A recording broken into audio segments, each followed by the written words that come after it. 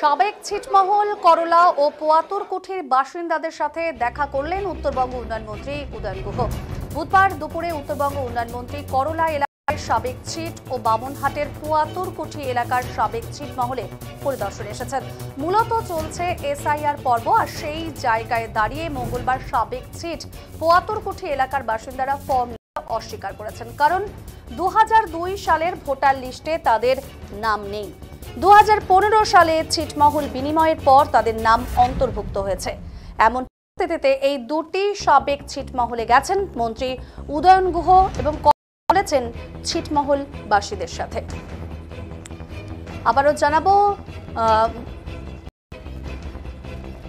উত্তরবঙ্গ উন্নয়ন মন্ত্রী উদয়ন গুহ ছিটমহলবাসীদের সাথে দেখা করে কি জানিয়েছেন শোনাবো। খবর দিয়ে দিলাম, ওখানে মশাল ডাঙায় খবর দিয়ে দিলাম যে তোমরা ফর্ম দিয়ে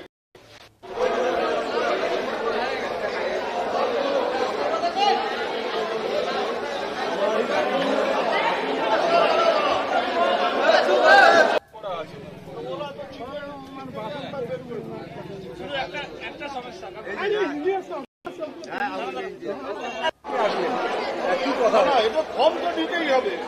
ফর্ম না নেওয়া মানে তো বিজেপির ফাঁদে পা দেওয়া। বিজেপি তো চাইছে যাতে এরা ভোটার না হয়।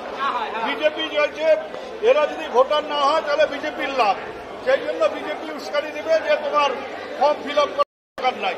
তখন ফর্ম ফিল আপ করা লাগবে, সবার নাম ভোটার তালিকায় তুলতে হবে, আর বিজেপিকে হারাতে হবে। এটা যেন মাথায়